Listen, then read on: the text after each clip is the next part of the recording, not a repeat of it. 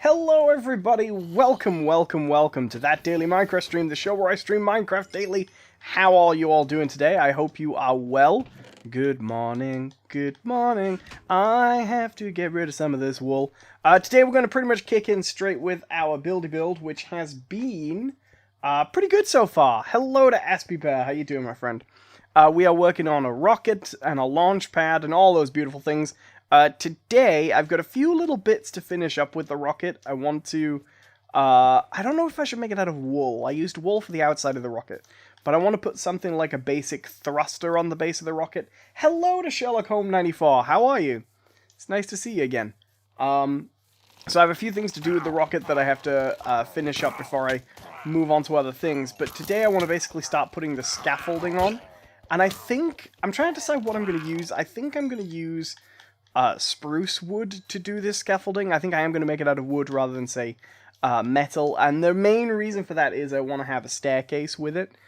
I've got dark oak. I don't think I'm going to use dark oak. It's too dark for what I'm hoping for. So I'm going to try and find some spruce saplings at the moment. I'm going to plant them. Sherlock says, just had my second vaccine yesterday. So happy. Congratulations! That is awesome. I've had my first. I am waiting for my second, and I am eagerly anticipating it. I did go out, I've been very much cooped up here, because anyone who's been around here for a while will know, I live with someone who is immune compromised, and we'd been taking a very cooped up approach, lately, because of many reasons, but basically, the disease. Well, that's the main reason, but just lots of reasons we were taking it really safely. Now, one of us is fully vaccinated. I'm half vaccinated. I've had one dose, which does apparently increase your immunity, but you're still supposed to be careful with it. You know, you're not supposed to lower precautions until you've had two, for obvious reasons. Gotta be good. But we'd been basically exceeding precautions, if you know what I mean. We'd been basically, there we go, spruce saplings. I'm going to plant some spruce, nearby where I have this, where I'm going to build the scaffolding. So actually, let's collect some dirt, too, because this is going to be for the purpose of, just having a little spruce farm nearby. And I think this is going to make sense to sort of over-prepare and make sure we're covering it. But because my partner's now fully vaccinated, and I've had one of the shots, we've recently decided that we can now start easing off. Not to below restrictions and recommendations, that's fine, but just to stop taking some of the more careful precautions we had been taking, just easing it off a little bit, which is good. So I've been going out a little bit more last few weeks. This is why my streams have been inconsistent in the mornings. I've been off basically going for walks and things. Trying to get that routine back and remembering to go straight thing in the morning. The reason I've been going so late, which is why the streams have been late, is rather annoyingly, I keep forgetting to charge my phone and my headphones. I have a little Bluetooth headset, and I keep forgetting to charge those up before I go. So I'll set off to go, and then be like, I have nothing to listen to. I have ADHD. I can't walk without entertainment. That's crucially important. So, I end up going way later than planned. But I'm not going today. I didn't go out because I am tired. To be quite honest, I've left the house and gone for big long walks 3 days in a row. So, yesterday, finally... Hello to Frankie! How you doing? Welcome. So, finally, I went to... where did I go? Somewhere. I went to, let's see, what was this? Bear says, doing okay, you can see what I have done today in your Discord. I will take a look later. Although I don't see. I can't find that right now, but I will look another time. So yesterday, my girlfriend and we went out, we went, to some shops, following all the rules and stuff, masked up, prepared, being good. We went out and properly did some stuff. We bought things, saw things. I bought a copy of Star Trek Legacy for the Xbox 360 because my last one was broken, which is you know, absolutely something you should do, because Star Trek Legacy is not at all a terrible game. I also bought a copy of Arkham Origins, which I've been meaning to do for a while, so I can play it through on stream, but I'm going to have to bring my 1X downstairs to do it. But it'll be good. How is everything? Pretty good, I think. I'm having a pretty good time. I'm basically getting back to normal now, so it's nice. I've been doing the streams a lot. This year was kind of a weird year for a lot of reasons, and one of the big ones was I didn't really work as much as I should have, because I was trying a new routine, but I also, like, with lockdown and stuff, I discovered that I'm pretty sure I have ADHD and all that stuff, so I had a lot of stuff being unproductive. Now things are getting back to normal. I've actually been able to feel like I'm getting it together a little bit. I really want to get back to making tutorials at the moment. I think it'll be good. Oh, the Lego build! Yeah, I'll have a watch of that later, because I'm interested in that set. Yeah, she's fine, Sherlock. She's been busy. Busier than me. I'm talking all over myself at the moment. I've noticed I've been doing it a lot, probably because with the heat, I haven't been getting as much sleep. I'm always all rambly when I don't sleep well. So this year, I'm going for my assessment in a week now. I'm a week away from my ADHD assessment, which is crazy. This year, I pretty much came to the conclusion that I have ADHD. I don't have a diagnosis yet. But a big part of that was because with all this free time, ADHD, for people who don't know, is it's a condition, attention deficit hyperactivity disorder. It's a condition that affects your focus, your memory, and your motivation, your ability to sort of stick to a task. All things I have very famously been bad at in my life. And I decided I would just kind of sit down and be like, okay, I need to kind of figure out what's going on. Because I had all the time in the world this year, like a lot of people. I was very fortunate. I worked from home before lockdown came in. Hello to H2O King. How you doing? I was really fortunate in that I worked from home before all this. And then I always felt like I was kind of pushed for time, and wouldn't it be great to just get all the time in the world to kind of, to really focus and do the things I want to do. And then I found this year I was worse at that than ever. You know, all the time in the world meant I did even less. I just didn't have any self-motivation. So that's what I kind of did this year. And now things are starting to get back to normal. There's places to go. There's things to do. There's things to divide up the day a little bit. I feel refreshed a little bit. So it's good. I'm expecting good things in the coming days. So we're going to build a scaffold. Sherlock Holmes says, really happy that my family was with me yesterday. When you had the vaccine? Yeah, it could be a bit weird. I went to the surgery and there was an odd atmosphere. A lot of people, you could tell. So this is supposed to be the Tintin rocket. It's not perfect, but I'm done with the rocket for the most part. Do you know what? I'll build the scaffold, I think, first. So the first thing I'm going to do is I'm going to build a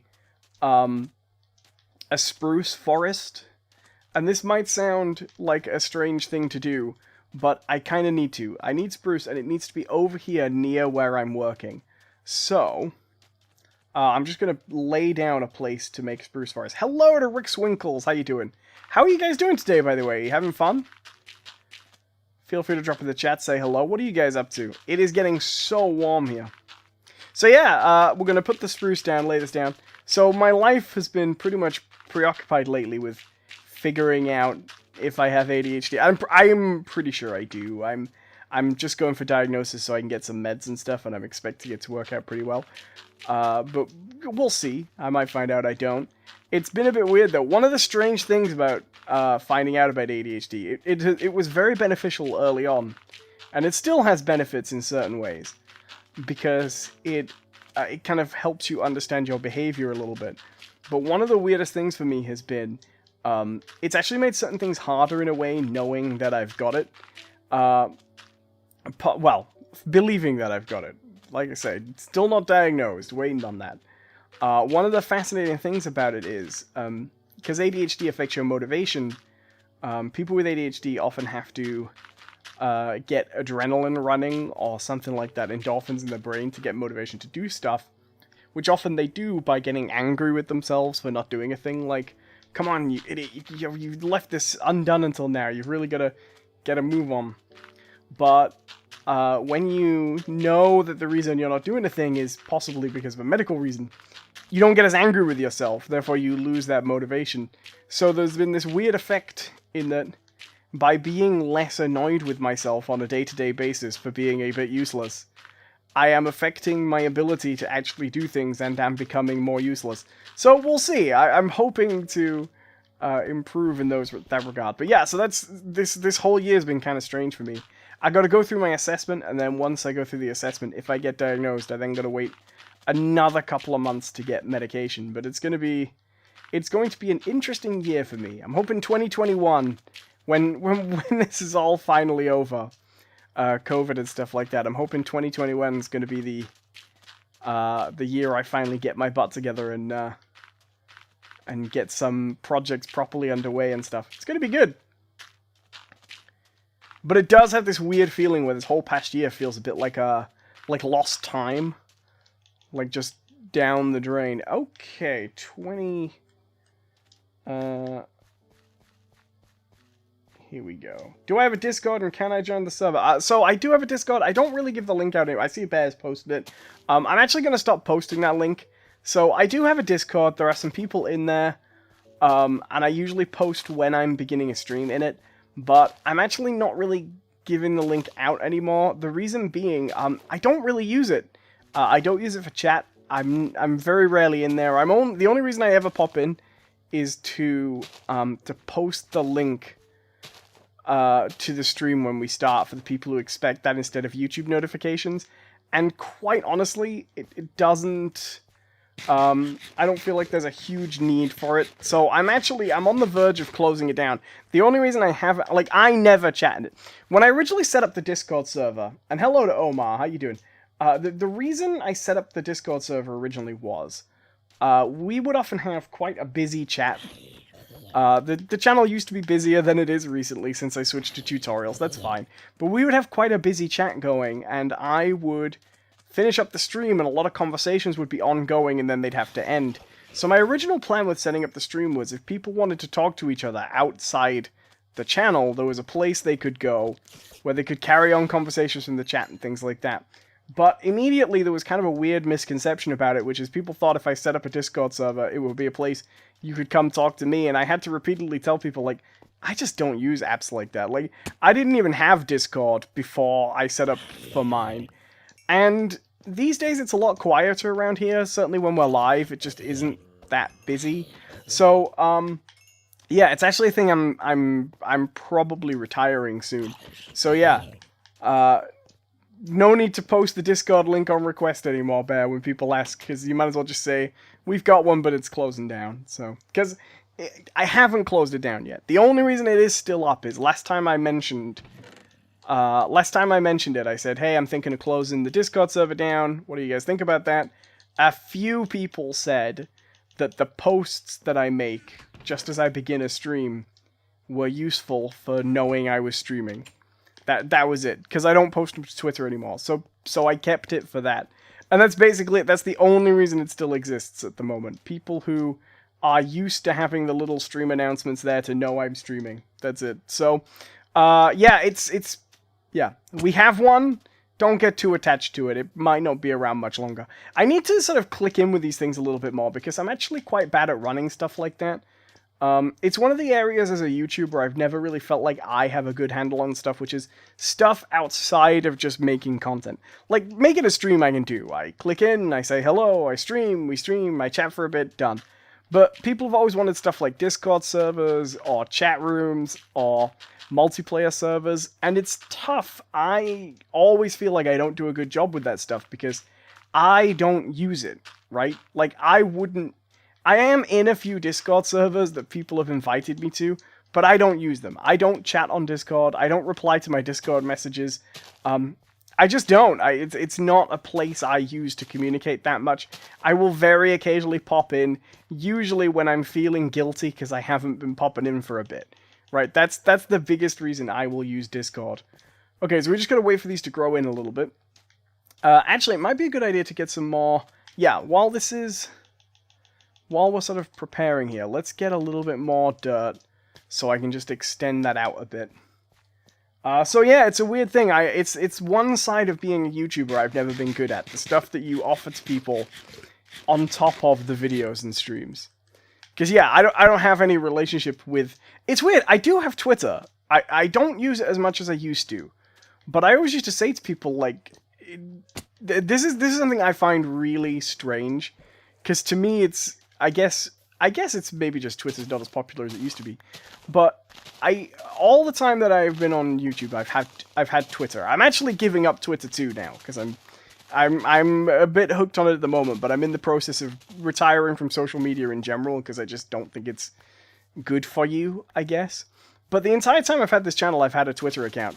And I always used to put it out and say, hey, you can follow me on Twitter and talk to me there. And that's always been a really good place to talk to me outside the stream if you want to. Nobody's ever done it. Occasionally, a few people will do it. It's never been a hugely popular way of doing it. I will get people who will say to me, hey, could you make an account? This is before I had Discord. Could you make a Discord server we can all join so I can talk to you about something? And then could you make an account on this, and could you make an account on that? And I'd say, no, I'm not going to do that, but I do have a Twitter account, one place where I can talk to everybody. Oh, I don't have Twitter. Well, you were happy to have me make an account. You know what I mean? It's a really strange thing. And then I discovered in recent years that apparently Twitter is in kind of a hole. This is something that came out recently. It was in a video by Lindsay Ellis talking about generally why Twitter's such a hellhole. And what she was saying was, there's an interesting problem with Twitter, which is it has a huge active user base, but it isn't growing. So Twitter's users are, by and large, the same people that have always been on Twitter for the last 10 years. It's people who remember when Twitter used to be great. Because Twitter did used to be a really great, really friendly, lovely website. It changed dramatically in the last 10 years. And,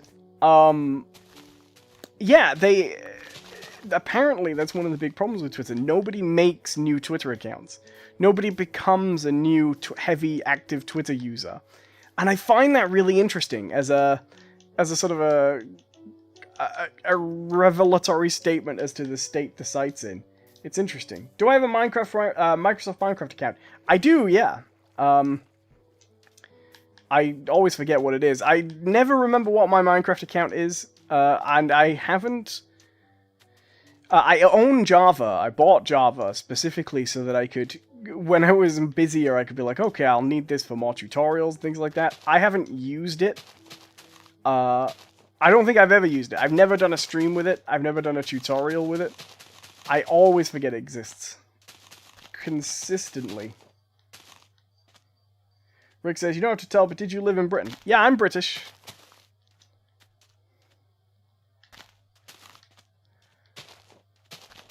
My channel username used to be British Gamer.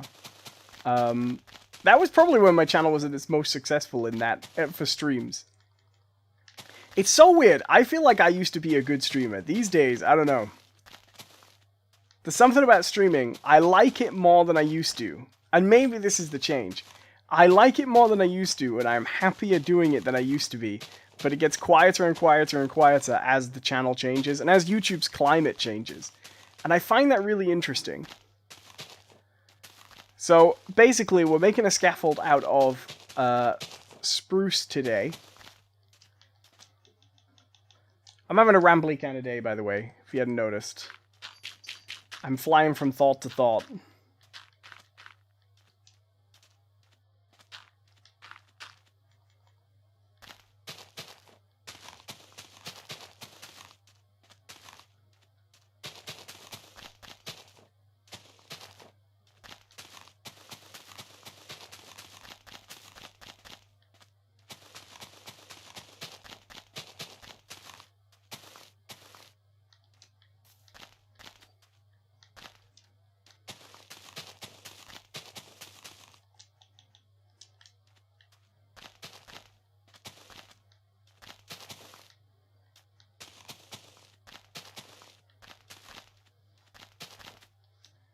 Rick Swinkle says, you're really not into making farms, are you?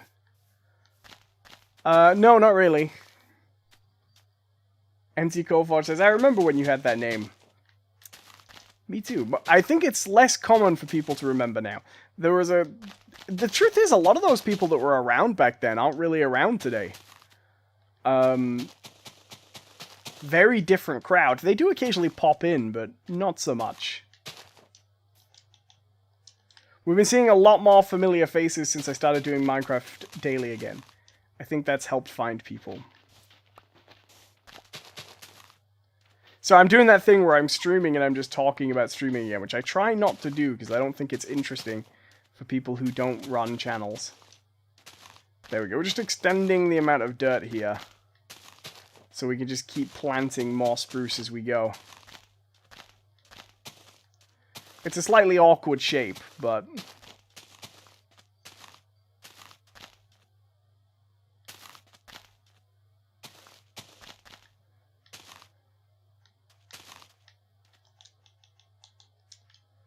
Rick Swinkle says, building iron and creeper farms would really make it easier.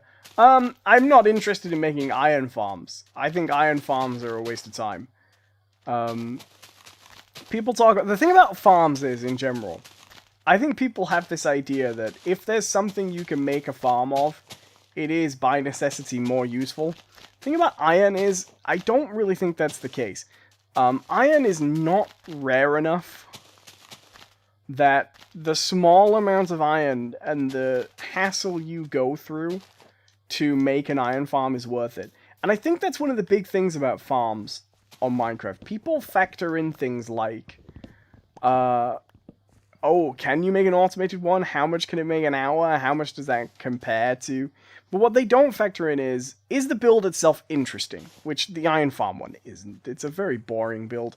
Some farms are really interesting because of the mechanisms. I think bamboo farms, sugarcane farms, are a fascinating thing to build because they're an interesting mechanism in themselves. They are interesting to build just for the fun of building them. Some farms are really useful to build because they just save you a lot of time. A mob spawner farm, you know, or let's see, what's another good, or well, just a crop farm. They're so efficient. What they give you is of great value. It's worth the time involved to do it. But then other stuff like AFK fishing farms, they're not that good. They're a waste of time. They're not fun. They're kind of a cheat that I don't care for, too. So boring. And then iron farms. Iron is so common, and you get not that much iron from an iron farm. I think they're a waste of time. It's not that they're not ultimately more efficient. It's not true that having one doesn't produce a ton of iron eventually. It's that iron is not a thing you need a lot of consistently in Minecraft and is hard to get. It's just not like that. You know, if it was diamonds, right? If golems threw diamonds, then it would be worth it. Right? Absolutely. But they don't. They throw iron, and iron is not that rare. So yeah, I don't think they're that good. Rick Swinkle says, you're completely right, but I really love creating farms. See it as I'm building farms recently, and all farms have one thing familiar, and that's that they need a lot of hoppers. Oh, that's true. And don't get me wrong, I don't think there's anything wrong with that if just the actual process of building a farm is something you like to do. That's great. But it's not for me. Not unless the mechanism itself is interesting. Just not something that interests me. Using Drip says, are you playing on console? Yes, I am on an Xbox. A Series S, to be specific. Love my Series S. It is a very lovely console. Right. Today, we've been working on this rocket with a launch pad. Today, we're building kind of a support structure around it a little bit. Bear says, AFK fish farm is nerfed, so it's almost impossible to use them anymore. Right. And that was always going to happen, because the function by which they worked wasn't really one of the game's functions.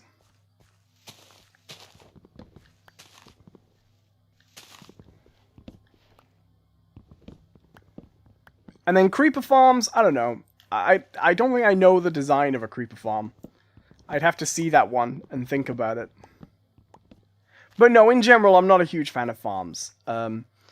It has to be balanced for me, a farm. Because the thing is, I play survival. What I like to do is just play survival, right?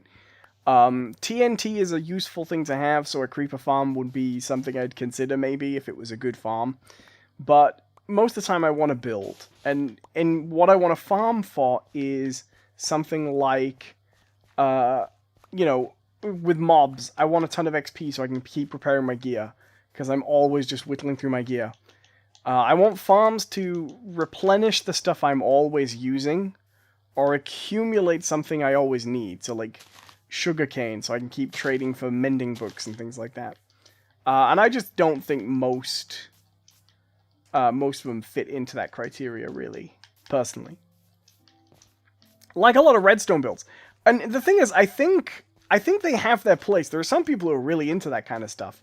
And the appeal is just in, like, figuring out if you can automate it. And I totally get why there are people who like to do that kind of thing. It's just not what I play for. I like to make buildings. That's what I like to do in Minecraft. That's my priority. I want to make an interesting build that is visually interesting to look at.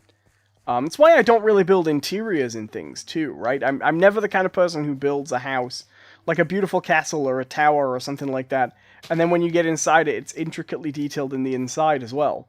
I have a very limited interest in Minecraft, really. I want to build something where when you see it come up on the horizon, you go, wow, that's great. I love doing stuff like that. And that's where my interest begins and stops, weirdly. But I've been doing this a long time, you know, I know what I like to do. And it's why, for example, I've never gone to get an Elytra, because the value of having one doesn't add anything to what I want to do in the game. Really. And the thing is, I like to adventure in Minecraft. I like to go and get mobs and fight them and get past hazards, and I love all of that. But it's always in service of whatever my next project is, I think. Dokin Nicole says, what about Tree Farm? Yeah, I don't think they work on Bedrock, but I do one.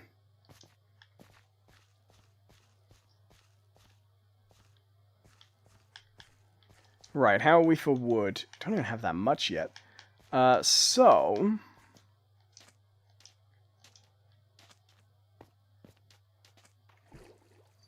let's let those trees grow for a little bit.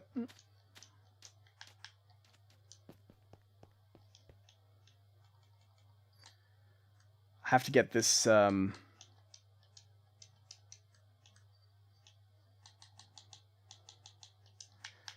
this launch pad a little replenished too. It's missing some stuff. So we're going to build over here. Now what we're going to do first is build a sort of staircase with platforms of consistent height across the whole length of the... why did I build two of these? Across the whole, height of the rocket. And we're going to build it here, so we got to clear a bit of ground first. So we got a little bit more digging. Bear says, if you're in the end and have killed the dragon, you can build an XP farm there in about 1 to 2 hours if you build a simple Enderman farm.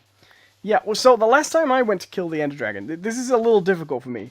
The first time I went to kill the Ender Dragon, the end wasn't... the end cities weren't a proper thing. I don't think. I could be wrong.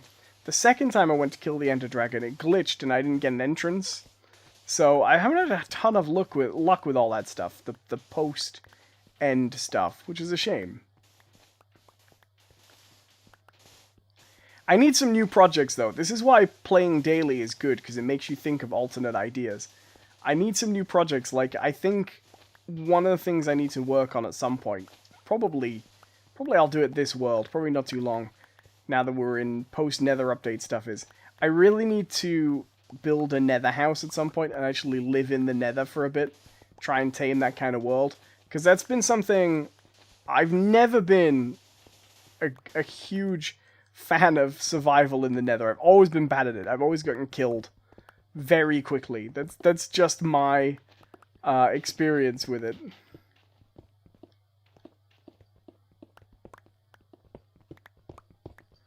But I'd like to do it. I'd like to see if I can tame it. Alright, let's see.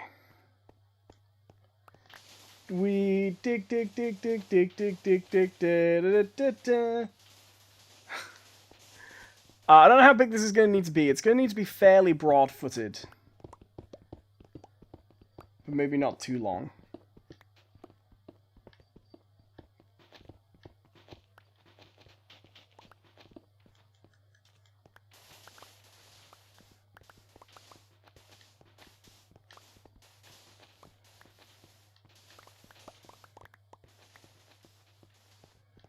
Rick Swinkle says, oh no, that's not to me. That's a message for somebody else.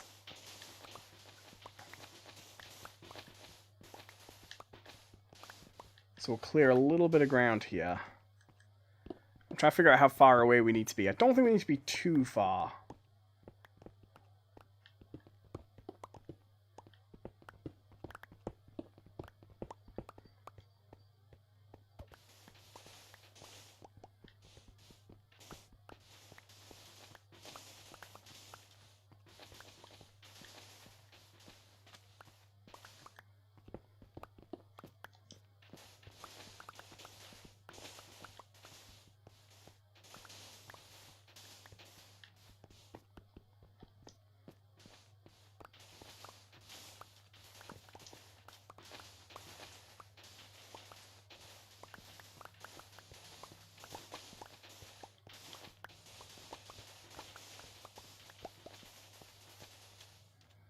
How are we doing?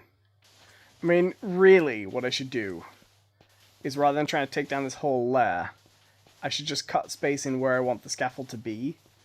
But I want room to kind of... I do want it to be kind of laid out and flat. I want it to look tamed.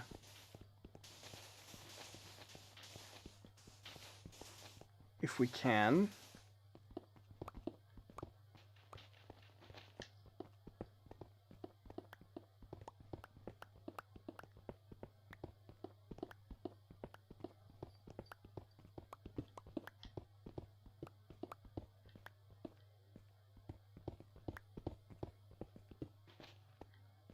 How much space we want? A little bit further. Because we need to be able to put like a big square foot down. As in literally a big square foot. A square base. Rather than a square foot of wood. That would be weird. These are times where I would like a creeper farm. When I'm going to clear all this sandstone like this. This would go a lot faster with some tinta.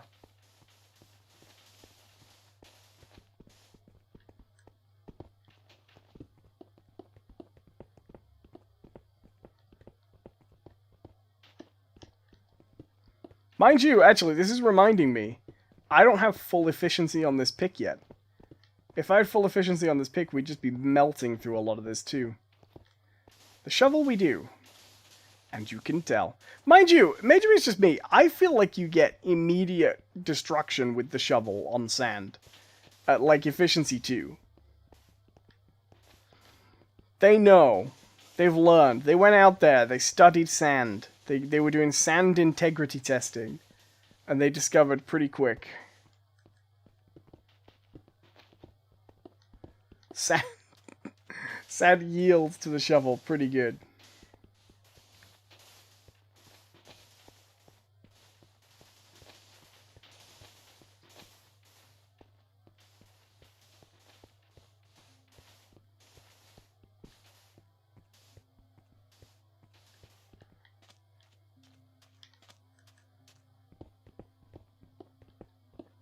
So speaking of streaming, I almost finished Mass Effect 2 last night. I did not finish it, but I got all the loyalty missions done. I have all the companions recruited now.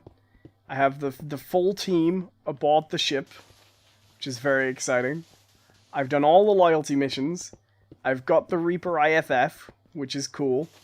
I just got to do... I don't know what I'm going to do next. I think I can go through the Mass Effect relay. Which I'm pretty excited for.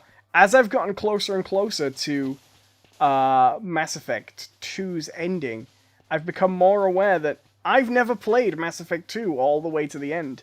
I've never done the final mission. I was not aware of this. I hadn't realized.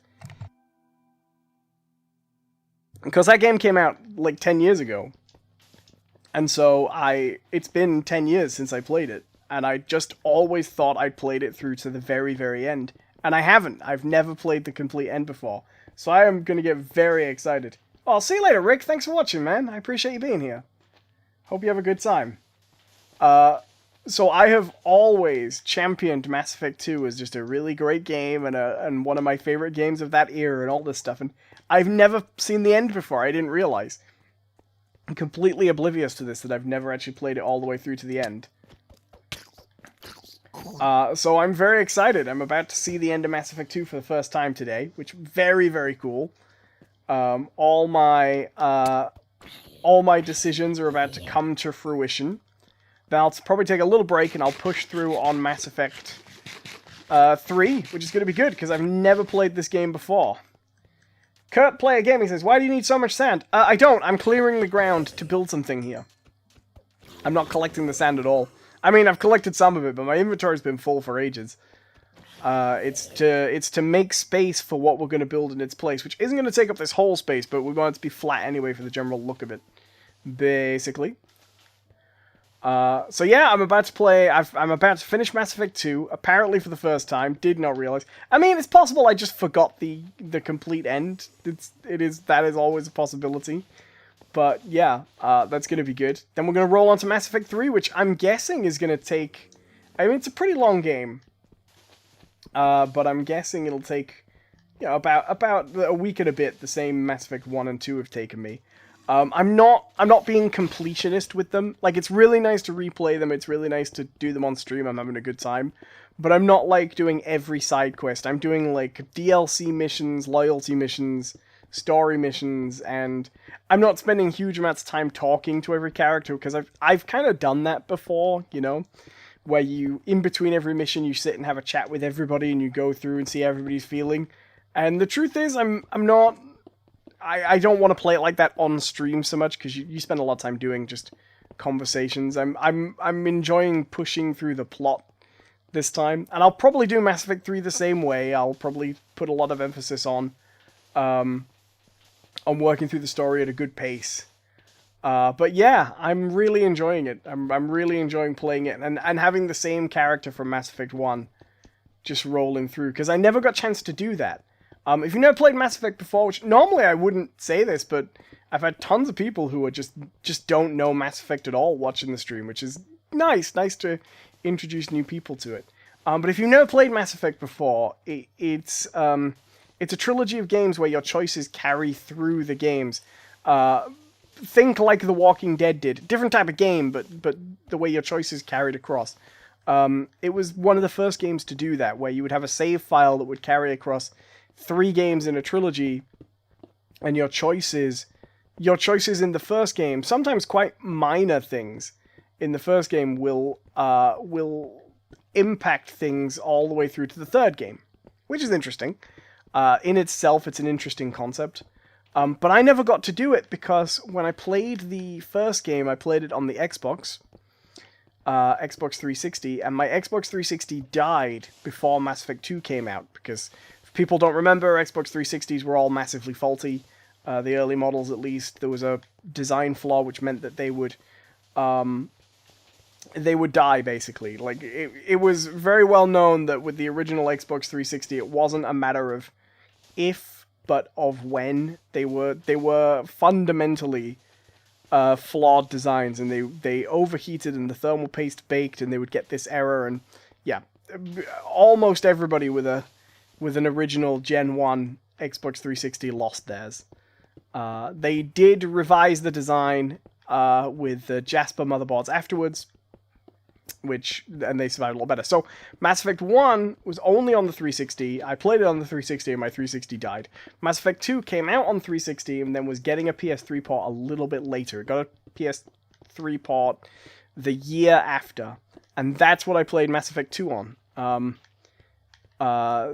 So I couldn't carry my save across. They did, however, what they did was they bundled in a comic with, like a digital comic with Mass Effect 2 that would retell the story of Mass Effect 1 and let you pick your choices, like the most significant, huge choices. It was like an interactive choose your own adventure comic where you got to choose how Shepard dealt with those pivotally important choices. But that comic didn't cover all the little different options you could make. The rest of those would be kind of randomly chosen, which is interesting. So when I went into Mass Effect 2, I sort of had the same character and things like that, but not really. It was a tough one. And then Mass Effect 3 I never played. They did eventually release Mass Effect 1 on PS3 many, many moons later, and it was not as good, sirs. Hello to Loose Corner. How you doing, my friend? Welcome, welcome. Nice to see you. Kurt Player Gaming says, okay, I literally can't wait to see what you are going to build there. Well, I'll be doing it soon enough. I'm just getting a little digging and chatting out of the way. Sorry, I was ignoring the chat for a second. Kurt Player Gaming says, opinion on Minecraft 1.17. Is that the one coming on Tuesday? I'm pretty excited for it. Is that coming to Bedrock on Tuesday? I think it is. I'm probably going to sit down and try and do a bit of proper work with it, tutorial work and stuff. It's going to be good. It's been a while since we had a new update with lots of tutorials and stuff. And I have been itching to kick in. I really need to get my butt back on the tutorial train and make them. But, you know, this is what I meant to put out to you guys. This is the question I wanted to ask you guys. Since I will probably soon be moving on to Mass Effect 3, that means we're probably only another week out from finishing the whole Mass Effect Legendary Edition. And I wanted to ask if you guys had a game you wanted to see on the channel next. If you had any preferences for what you wanted to see. Just to kind of get a feeling. I can't promise I will definitely do it.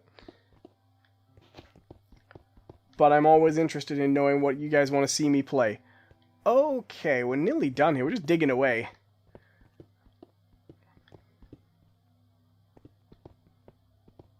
Oh, and see you later, Bear. Thanks for watching, my friend. Appreciate you being here.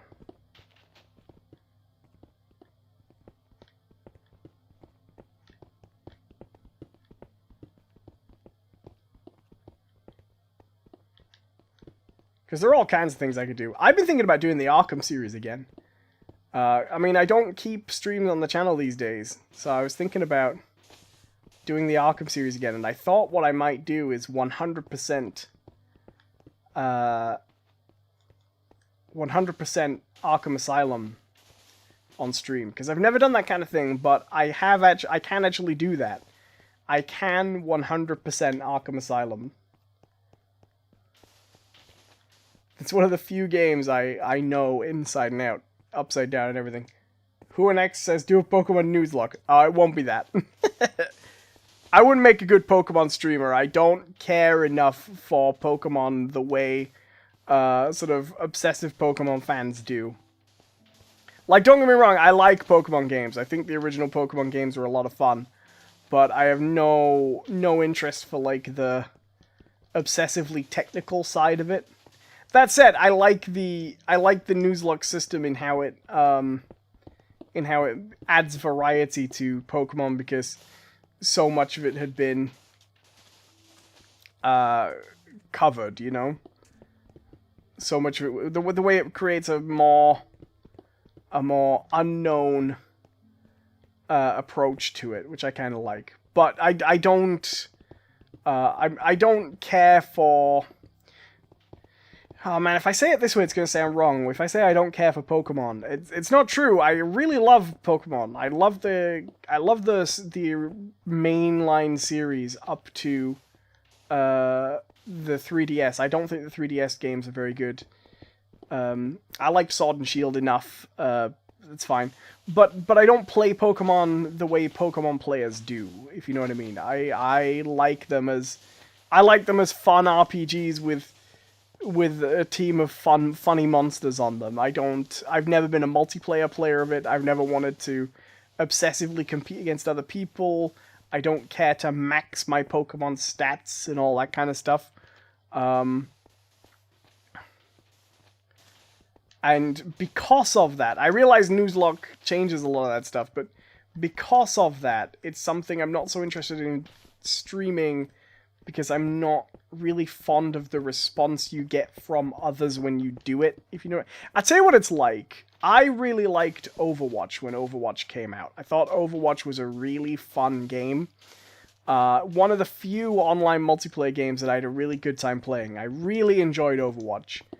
I eventually had to stop streaming Overwatch because the attitude of people who watch, who will only let you play it if you want to play it like an esports player, is obnoxious. The thing is, I don't massively have an issue with people who want to play games competitively. It doesn't interest me, but I get people who are into that. It's the same as people who want to master chess and things like that, and that's fine. It's not my interest, but it's fine.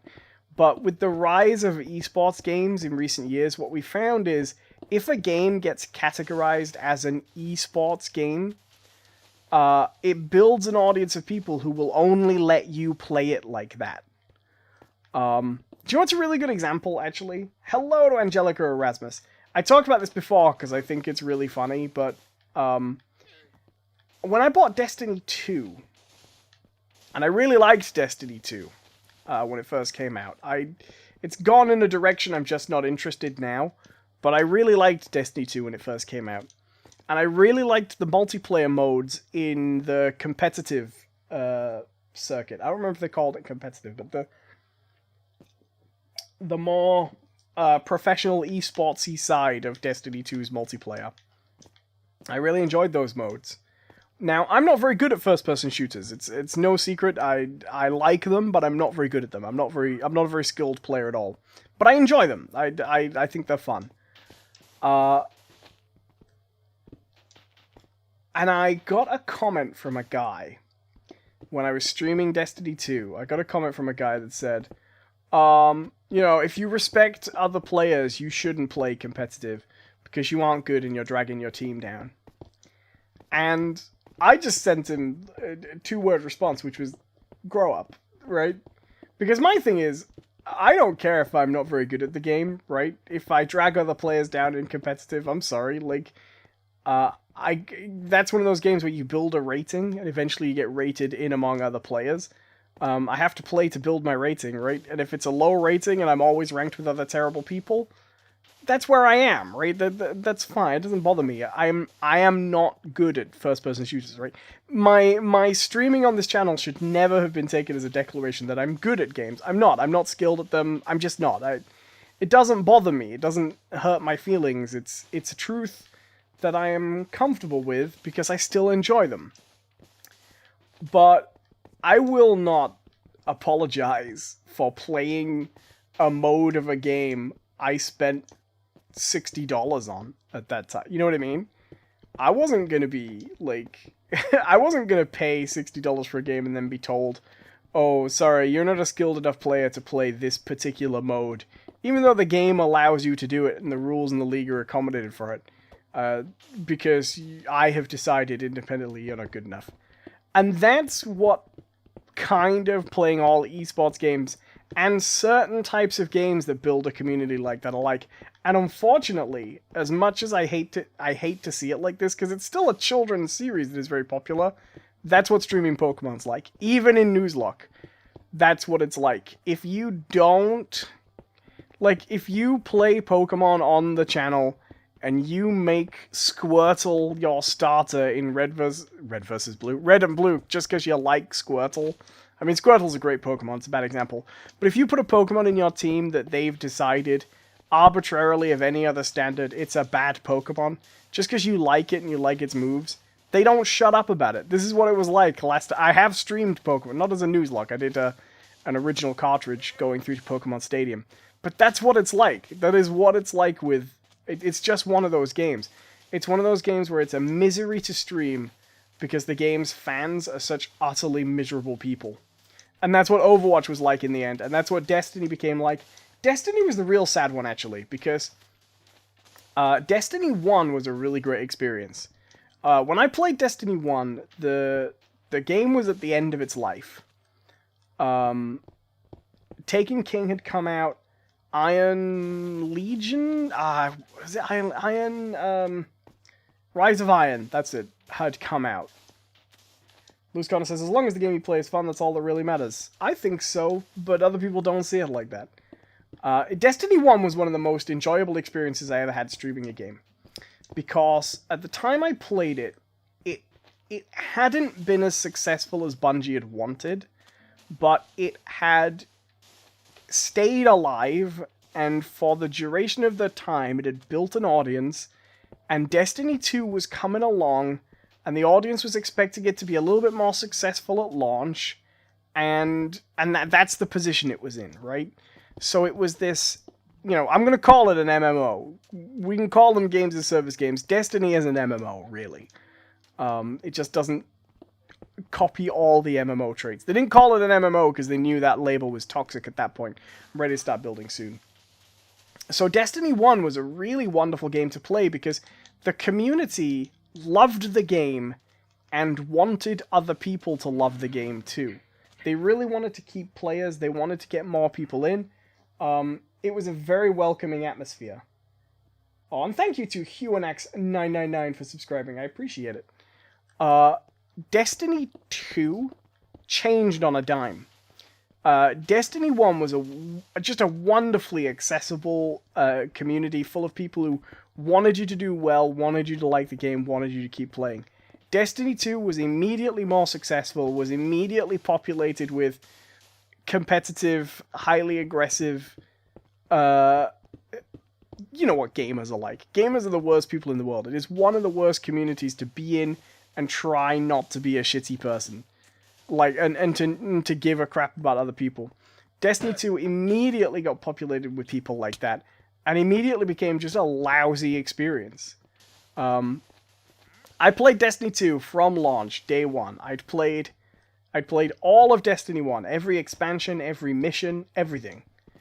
Got Destiny 2, day one, was there having a wonderful time, and within 3 days, the community and the culture on YouTube had completely changed around Destiny, because now they had a successful game, and it was full of a certain type of player. And it just in 3 days, you could see it. You could see Destiny 1 launch was full of everybody who was... Destiny 2 launch was full of everybody from Destiny 1. And then in a matter of days, the game completely changed to those sort of people. The kind of people who bitch and moan every time in Overwatch you're not playing as Anna. That was the big one. And it got frustrating. And so I made a decision around about that time that I was just not going to... I just wasn't going to play games like that anymore. I wasn't going to play games that have fan bases like that. Compare and contrast to Warframe, which I think Warframe's a pretty lousy game, if I'm honest, but it has the nicest fan base in the world. It just the nicest people playing that game. Incredible. Am I into fighting games such as Naruto? Not really. Loose Connor says, I think the first time I heard of the first Destiny game was honestly through a song that Paul McCartney wrote for it. Yeah, Paul McCartney wrote a tie-in song for Destiny, which is an odd eventuality, really. I don't think anybody really expected that to be a thing, but it was. It's not a great song. I don't love the Paul McCartney Destiny song. My thing about it is I don't think it feels much like Destiny, if I'm honest. Maybe it's because I played Destiny later than a lot of people, but I don't think that game really captures the feel of the world of Destiny particularly. I mean, it's a nice enough song, I guess. I'm not a huge fan of Paul McCartney's solo work. I like Baby I'm Amazed and Live and Let Die, which is not his solo work because it's Wings. I like Wings, but yeah, that song, the song he did for Destiny, I don't think is great. I've listened to it a couple of times out of interest. I don't even think I could hum the melody now, which is really strange. Odd choice.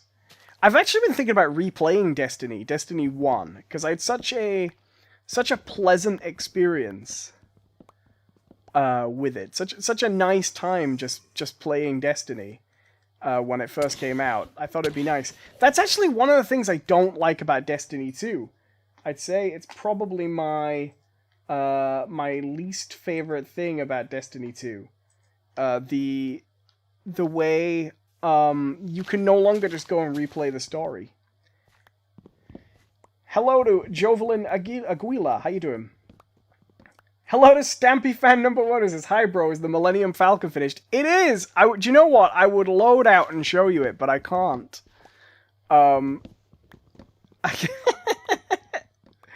are you, Stampy fan number 1? It must have been, what, 2 years? More. Must be more than that. If you were talking about the Millennium Falcon. I do actually remember the username as well, which is crazy. So I built a Millennium Falcon and a Starship Enterprise and a few other spaceships on not the world before this one, but the world before that. And I believe... Yeah, that's on the PS4. PS4! That's because I tried to say 4 and 5 at the same time. That's on the PlayStation Minecraft. I'm on Xbox now, so I can't actually show it. I can't just load out and show a different one. Unfortunately. But, yeah, I did finish it. It was, I think it looked pretty good in the end. People who, Stampy fan number 1 says, but you remember me for the years. I do. I remember people... Well, okay, I sort of remember you. I remember people if their username is unusual. If the username is something that will catch in my head, it usually grabs me. If it's something we don't see every day. There are some usernames I don't remember because they'll just be like combinations of letters and things like that. But Stampy fan number 1 is interesting because obviously it's Stampy, Stampy Long Nose, right? What's Stampy Long? He changed it to Stampy Long something or other. And yeah, that wasn't a common one. And I really like that episode of The Simpsons where Bart has an elephant called Stampy, so... Stampy says, I'm going on holiday today, but my mum is doing some last-minute preparations. Luz Corner says, yeah, solo work is pretty much a 50-50, because there'll be some good stuff, then just some not-so-great stuff. Yeah, I mean, the thing about Paul McCartney... So, I like Paul McCartney as a human being. He seems like a nice guy. I think he would be probably the first to admit that part of the reason the Beatles were so successful was because Paul and John pulled in different directions creatively, but with a kind of a similar taste that came together well. And I think this is true of John as well, actually. Their solo stuff... When you have a writing partnership like that, and then you go off and do a bunch of solo stuff, it often turns out like that.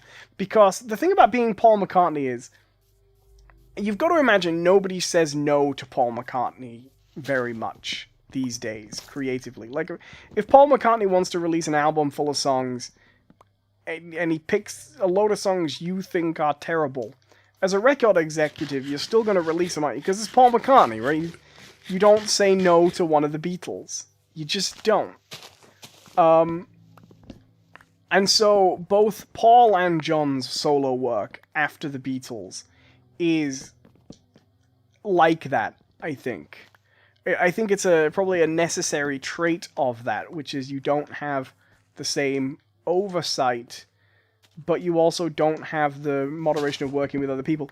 The solo artists that I think do really well when they leave bands tend to be the solo artists who, when they were in the band, they were functioning like solo artists anyway, right?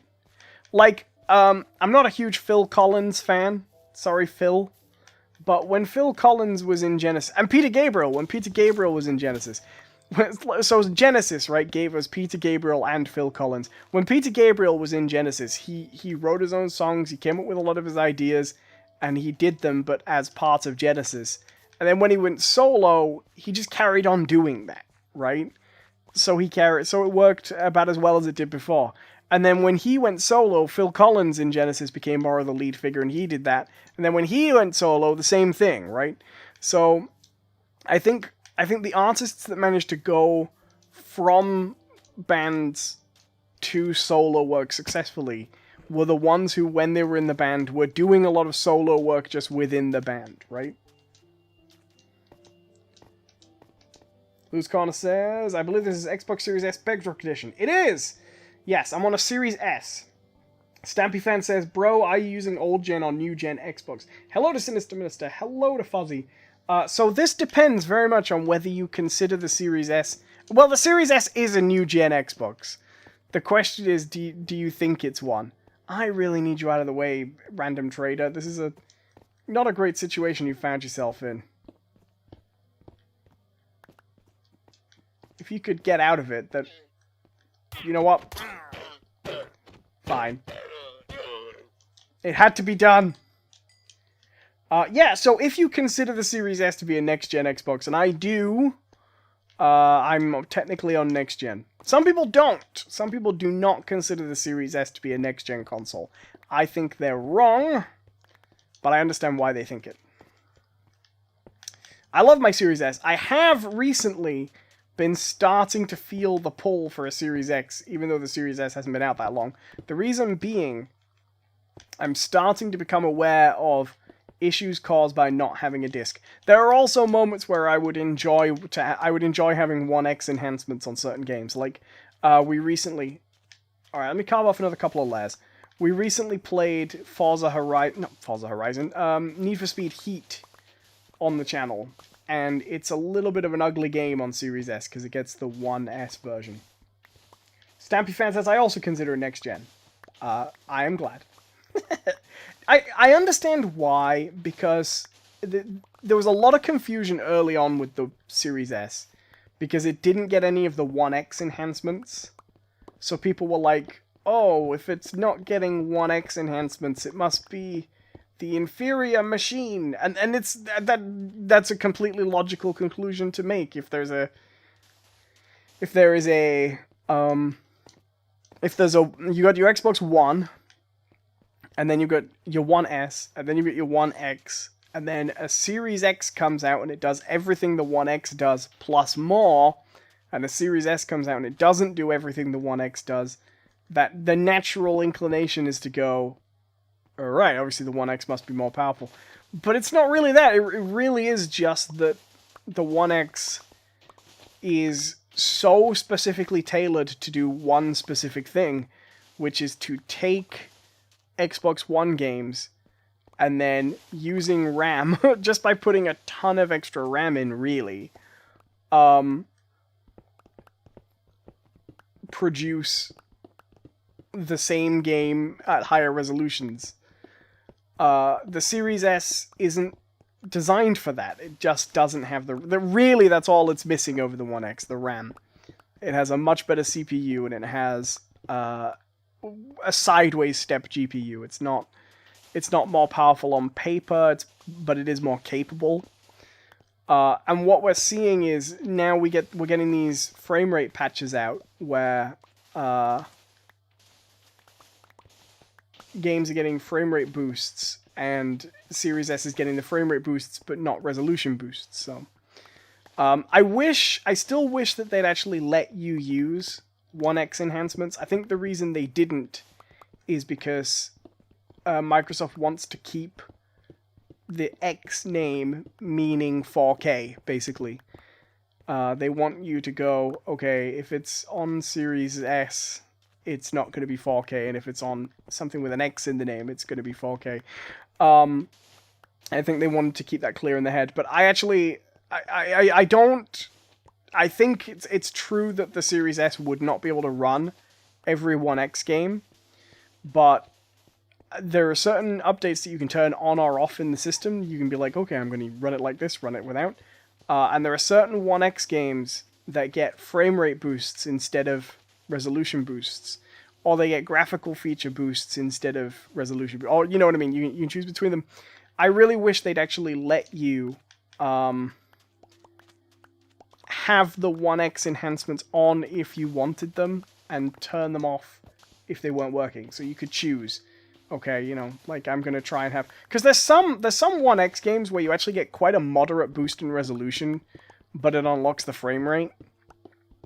Or you get a dynamic resolution, which locks the frame rate, but the dynamic resolution can run, you know, might hit maybe 1440p on the Series S if it was enabled.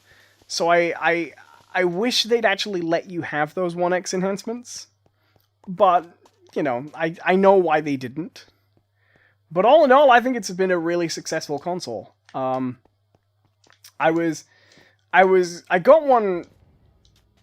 Stampy says, I use a 1S and it's so slim I transport it around in a laptop bag. Absolutely.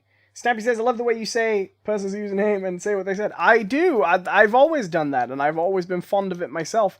The reason I do that is I feel like if you don't do that, it's a little odd. I actually don't like those streams when you go in and people just read the messages out without saying who said it, because I don't think it's as clear what they're talking about. But maybe that's just me. Okay, we need some stairs as well. So we're going to start making this platform up now, and this is going to be interesting. Yeah, so the Series S, I think it's good. When I first... the reason I ended up with the Series S, it was actually a present from my girlfriend. And the reason she got me it was, I was getting a PS5. And I knew I was getting a PS5. And I knew down the line I'd get an Xbox. And when I saw the Series S... right from the first time I saw it, I was really fascinated by it. And my position was, I don't think you need one if you have a 1X. Because I had a 1X. And that was what I thought. I was like, you know, if you have a 1X, you probably don't need one that much. Because you got a disk drive and you got the 4K, and the upgrades aren't going to be so different. And I still think that's true, although you get better frame rates on Series S generally. But my girlfriend... managed to get one, and the reason she got me it was, there were a lot of reasons, but partly she thought it was funny, because we'd got the PS5 and we'd been kind of lucky to get an order on PS5, those were really sold out, and the Series S sold out a lot to begin with, and I work with consoles, so I knew I was going to be getting an Xbox at some point, and she saw an opportunity to get one on the pre-order, she locked one in, and she thought, well, you know what, that'd be... Because I didn't know. It was a complete surprise. She thought that would be a sort of a fun surprise, really. If on Xbox launch day, she'd managed to kind of surprise me with one. And, like, no secret about it. I was open about the fact that I thought the Series S was a fantastic console in concept. Even if it wasn't as powerful as the X. I thought it was a great idea. And I still think it's fantastic. I like my S. But I have to say, since the S arrived, it has replaced my 1X. I'm thinking about bringing the 1X back into my streaming space for certain things. Because at the moment, it lives with the home theater stuff for watching 4K Blu-rays. But we don't watch 4K Blu-rays that much. We stream stuff mostly. So I'm considering bringing it back for a couple of things, which is basically just... situations where I want to run a disc. I have a few games on disc. I don't have that many of them, but I do have a few. But yeah, the Series S has become my streaming machine.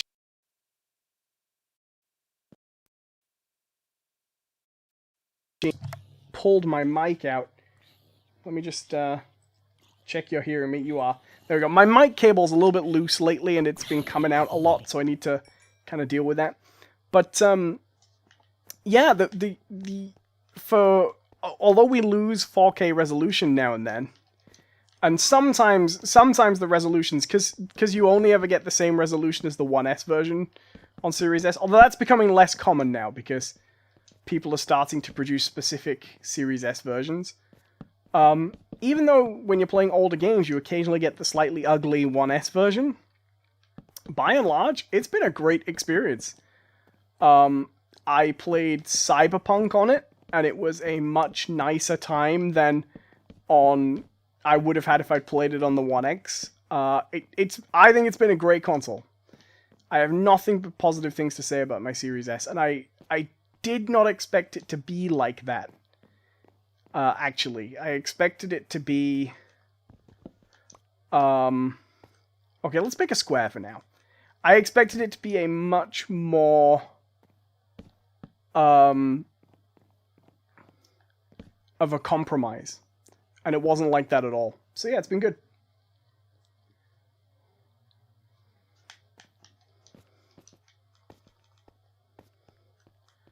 Oh, that's what I was going to say. Yeah, the SSD drive, the speed to get in and out of games and things like that, that in itself has been a worthy improvement over the 1X. Farrell says, have you watched the movie called Greater? No, I've never heard of it. Tell me all about it. Stampy says, a TA at my school also mentioned how horrible the naming system is for Xbox compared to the PlayStation. PS1, PS2, PS3, PS4, PS5, Xbox 360, Xbox One. I agree. I think it's... but I will say, I think they're doing better now that... now that they're working on this system of, okay, you just have an Xbox and you can run Xbox games on it, right? Now they've got that underway. Because that's how it works now, right? You have an Xbox, you may run Xbox games. That's the system we're on. I think it's less of a problem now for that, personally.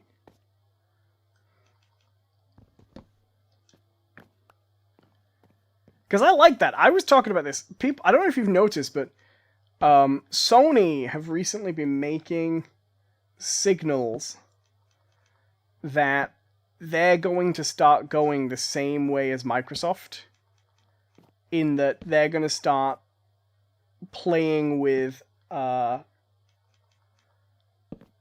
they're going to start unifying their architecture a little bit. So a game's going to come out on PS4 and PS5, and it's going to be a single cross-system architecture. They're basically signaling that they're going to move to a system more like Xbox's in terms of infrastructure. And Sony fans are really upset about this. Really, really upset about this. And the reason they're upset is this idea that, current-gen games are going to be held back by previous gen games, which, first of all, that's dumb. It's not really a thing. People were saying this a lot. They were saying this a lot with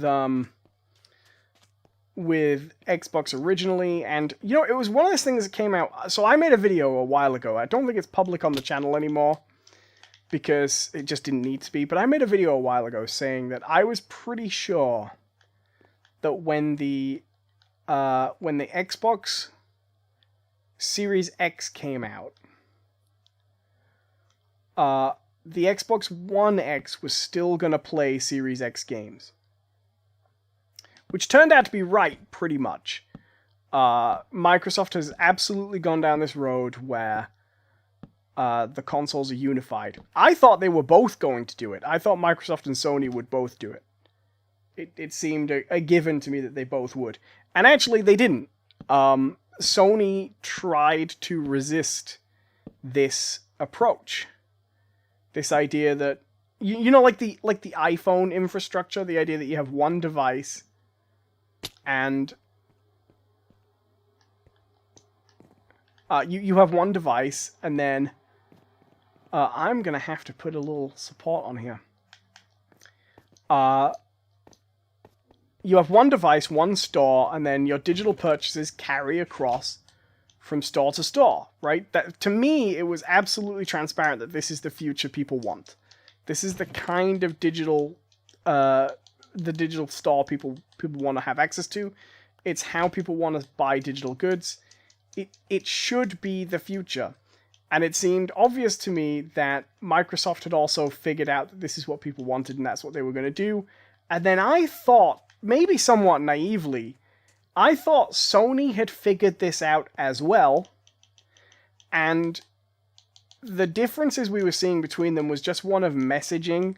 Like, Sony was just going, yeah, well, of course we're sticking to generations, but also, you know, blah, blah, blah, blah, right? It's genuinely what I thought. I thought that it would be a minor difference in how Microsoft and Sony went about these things. Actually, it hasn't been like this at all. Microsoft has, and I'm not a big fan of Microsoft. I get accused of being a Microsoft fanboy whenever I say this. But to me, it's self-evident. Microsoft have got it right this generation. I don't like Microsoft as a company. I think they're a bad company. Not only they're a bad company, I think they're a bad company comprised of, quite often, bad people working for the company. But they got this right. They nailed how you should do digital infrastructure. They got it correct. And Sony transparently got it wrong. But because the console wars is this horrible, toxic argument year after year after year, people won't admit that Sony's got this wrong. Like, a lot of people will. People who aren't partisan are going for it. But there's this community of Sony fans who will not admit that Sony screwed up in making such a big deal out of, oh, we're still about generations and this is going to be the next hardware and, you know, your next-gen games are going to be your next-gen games. And then it becomes obvious that actually it's just not how games work these days. You know, there is no next-gen and last-gen like there used to be, right? There is no real reason why a game shouldn't work at all on... I mean, there are some games that absolutely that matters, but in most cases, there isn't a justification for a game just suddenly not working on PS4 but working on PS5. Hardware doesn't work like that anymore. It's very, very scalable, all that stuff. But it's become this console war thing where now Sony fans are upset that a game is coming out on PS4 instead of just being PS5. And, like, on one level, I get it, right? Because they don't want to admit that they didn't need to buy a PS5, right? Like, I have a PS5, I love it. I actually think the Xbox is it's not more powerful, but I think the Xbox is a better console.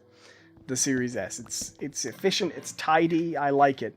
But I didn't need to buy it. I bought it knowing, or being fairly confident, I should say, that most games that came out on it were going to be on PS4 as well. Because that seemed like a reasonable conclusion to me.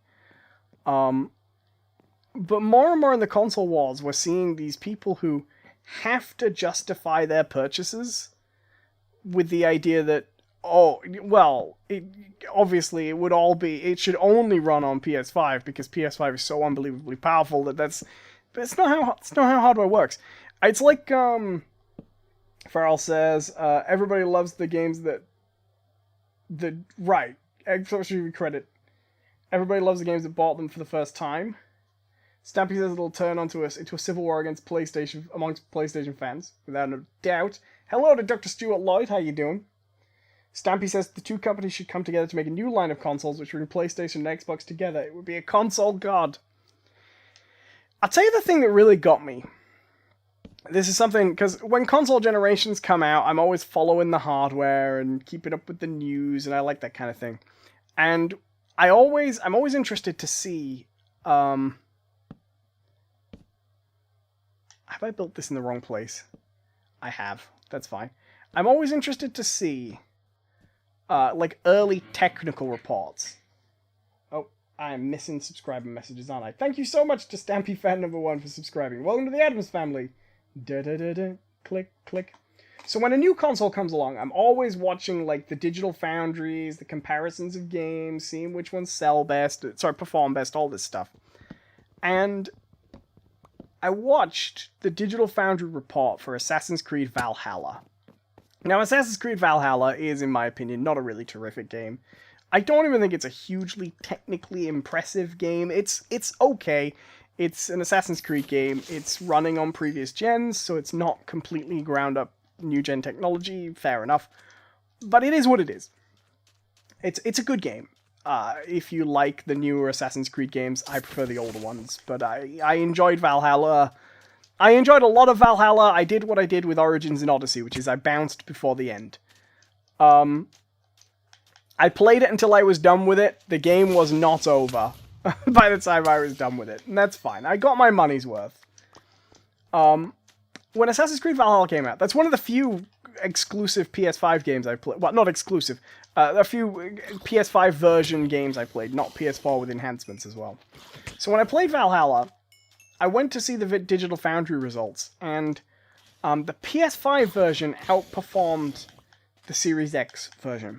Not by a lot. There was some unstable frame rates on the Series X version. And the communities for the Xbox were outraged. I mean, they were livid. They were deeply, deeply outraged by the fact that the PS5 had outperformed it. Now, here's the thing. The Series X is probably more powerful than the PS5. I think most people agree it's got more under the hood.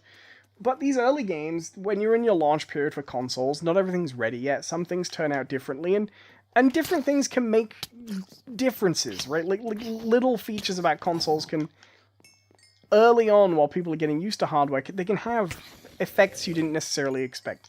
And most people, I think, expected Xbox to come out on top. But in this one game, Assassin's Creed Valhalla, it didn't. And they were livid. I saw a guy post a message that said, Microsoft should send somebody here to answer for this. Microsoft's got a lot of explaining to do. What? They brought a game out. It runs at 4K, 60 frames per second, dynamic resolution, and on one of the consoles it's got a slightly inconsistent frame rate. And these were people who just spent $400, $500 on a console, and it was ruined for them. Like one game didn't run quite as well as it did on another console, and it was just utterly ruined for them. And I said this, I was like, but like, does it matter? Like I bought a PS5 and I like it. I spent the same amount of money most people spent on their Xbox Series X, same sort of price. If it had run slightly worse on PlayStation, I wouldn't be like trying to return my PlayStation, right? It wouldn't upset me. I'd be like, well, there we go. This one worked out a little bit better on that one. This always happens. This is not uncommon.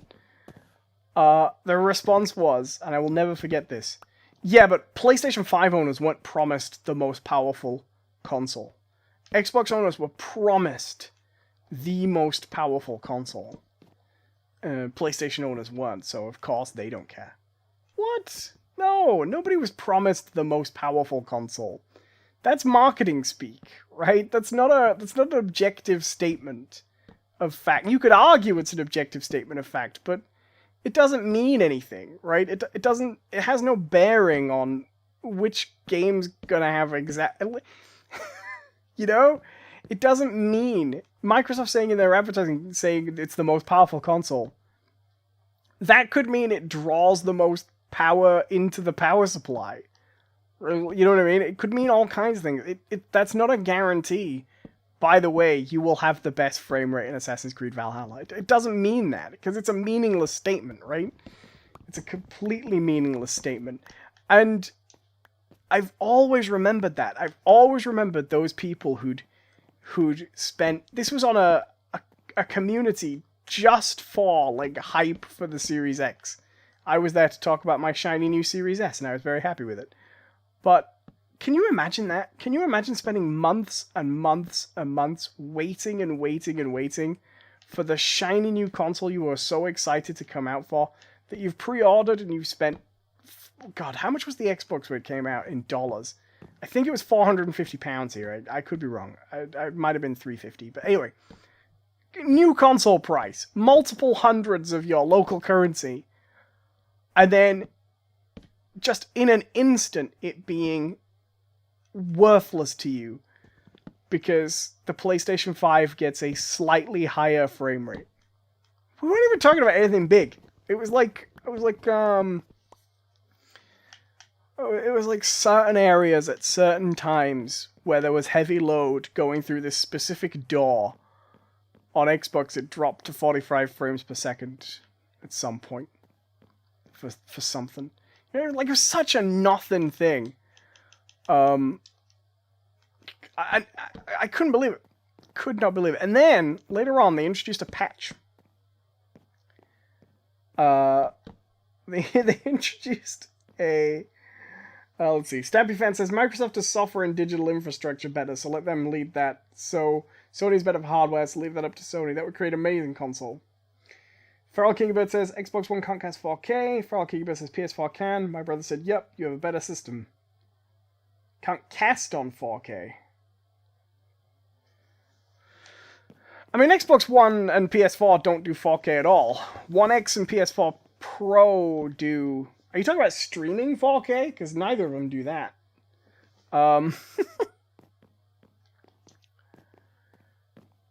See, this is the thing to me. The consoles are... I make this point every time, which is the consoles are closer than they've ever been before, and yet people are more upset about them than they've ever been before. Which is astonishing to me. Like, I have to point out to people sometimes, you know, back in the days of the Super Nintendo and the Sega Genesis, Mega Drive if you're in the UK like me, you could buy Aladdin on the Super Nintendo and Aladdin on the Sega Genesis, and they were basically completely different games, right? They weren't just similar but with different graphical capabilities. They were totally different because the hardware was so completely different. They had to be made from the ground up for each one. And then you see these people complaining because Assassin's Creed Valhalla, this huge game with all these tiny, intricate details across this massively open world, at one point on one of the consoles slows down a little bit more going through a door, right? And this is the fight, right? I mean, even in the PS3 days, like, don't get me wrong, it was still sort of futile then because they were still closer than ever. But, like, I had a PS3, and having a PS3 was really frustrating because you'd occasionally get these games released in a state where it wasn't really acceptable to release them, right? It just wasn't appropriate to release them like that. That happened quite a lot.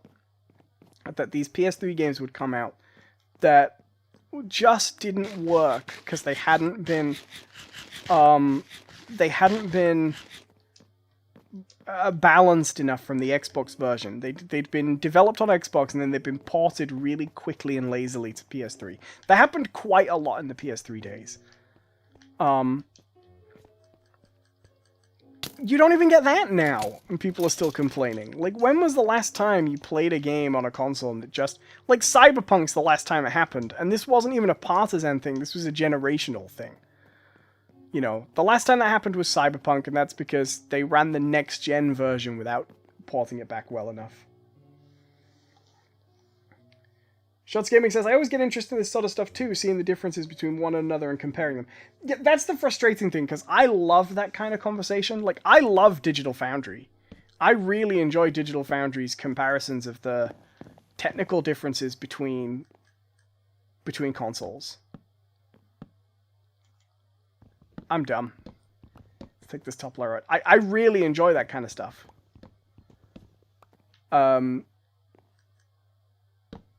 And I hate that people turn it into more than it should be, you know? Because my thing is, I don't think Digital Foundry, they're often accused of doing what they do to exacerbate console wars. I don't think they do that. I think they do that to talk about how hardware's coming along, right? Like, a lot of Digital Foundry conversations are like, oh, look, this is interesting.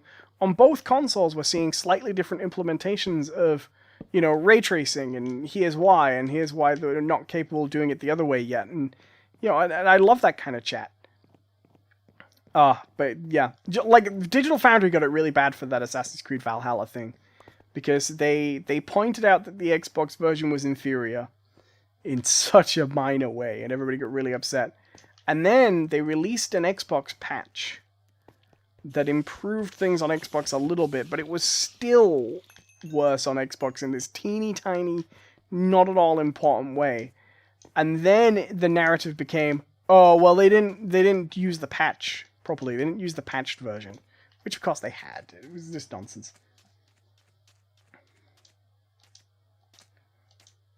Let's see. Stampy Fan says, unsubscribing and resubscribing sends the alert to say that I subscribed. Not sure if you can fix it in future. It doesn't really matter. Stampy Fan says, I have to say that I despise the PlayStation UI. So I'm in the position where I don't think any consoles have got really decent UIs at the moment.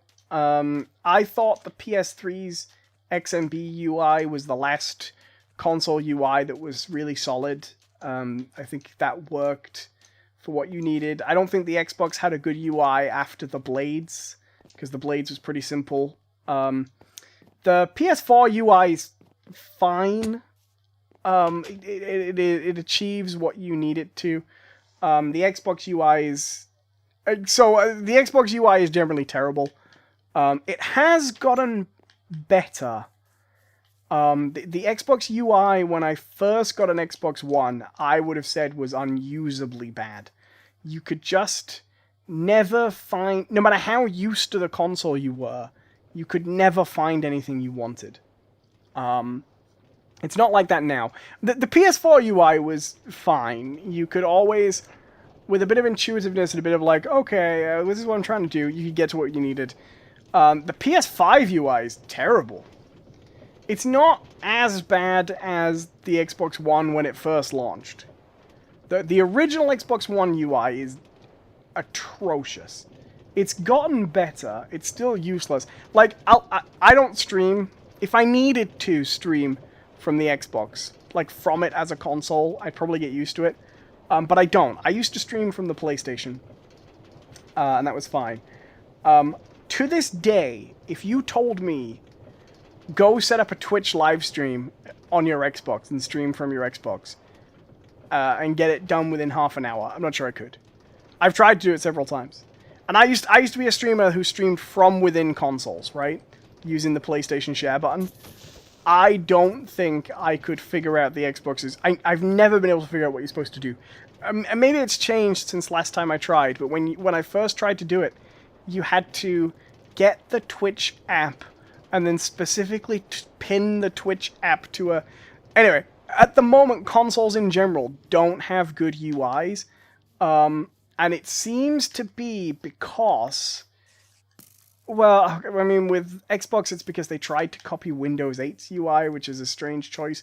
But it seems to be because of two things.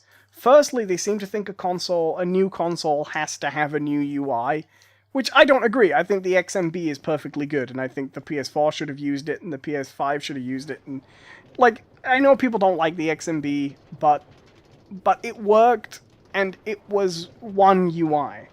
Or the PS5 could have used the same UI. The best thing the Xbox does, by the way, the best thing the Series X and Series S do is just keep the Xbox One UI.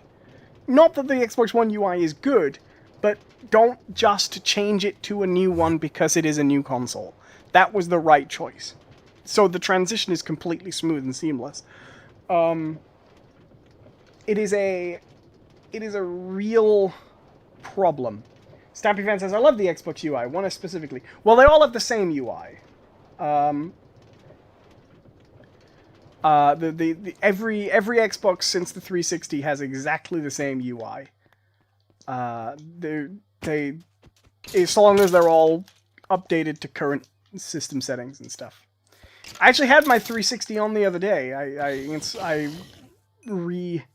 reset it up, and I had forgotten how slow those older consoles were.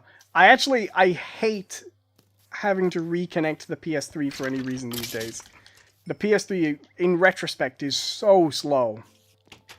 So unbelievably slow.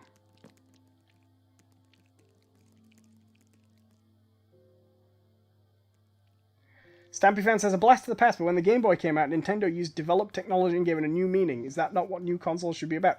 I agree. No, I agree completely. That's one of my... Oh man, I can't believe you said that. So, it's funny because they actually have a phrase which in Japanese literally means withered technology repurposed, which sort of means seasoned technology. And they absolutely did. It's one of my favorite things about Nintendo. I talk about this all the time because I think it's a really, really brilliant piece of design. I don't know if people know this. They probably know this if they've been around here long enough because I've talked about it so many times. This is something I love. When Nintendo made the Game Boy Advance, they knew that they wanted it to be able to play original Game Boy games. They wanted it to be your Game Boy, so all your old Game Boy games would work on it, and new Game Boy Advance games would work. And when they were trying to figure out how they were going to do that, they realized that they were going to have to include the original Game Boy's processor, because a new processor wasn't going to run original Game Boy code at the same speed if you put a new processor in. You would have to put the old Game Boy hardware in the actual machine. But if you did that, it will get too expensive, right? If you had all the hardware for one or the other. So what they did, which I still think is really clever, is they took the original Game Boy's processor, the CPU for the original Game Boy, and they made it the Game Boy Advance's sound chip. So they knew they'd have to put a sound chip in for the new Game Boy. The original Game Boy didn't have a separate sound chip. One processor did everything. So they knew they'd have to put a sound chip in. They knew they'd have to put original Game Boy hardware in. They put the original Game Boy's processor in, but use it as the Game Boy Advance's sound chip.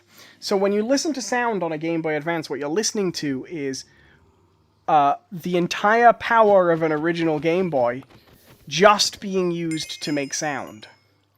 And that's how they managed to do it. They got the original chip in there, but have it serve two functions. So when you're playing a Game Boy Advance game, it's doing one thing. It's just doing one little part of something. When you're playing a Game Boy game, it becomes a Game Boy again, which I think is fascinating. Alright guys, I think it is time for me to get out of here. I hope you enjoyed the stream. Thank you so much for watching. I appreciate you being here as always. You're all very, very awesome. I will see you guys tomorrow for more Minecraft, later today for more Mass Effect. And thank you very much.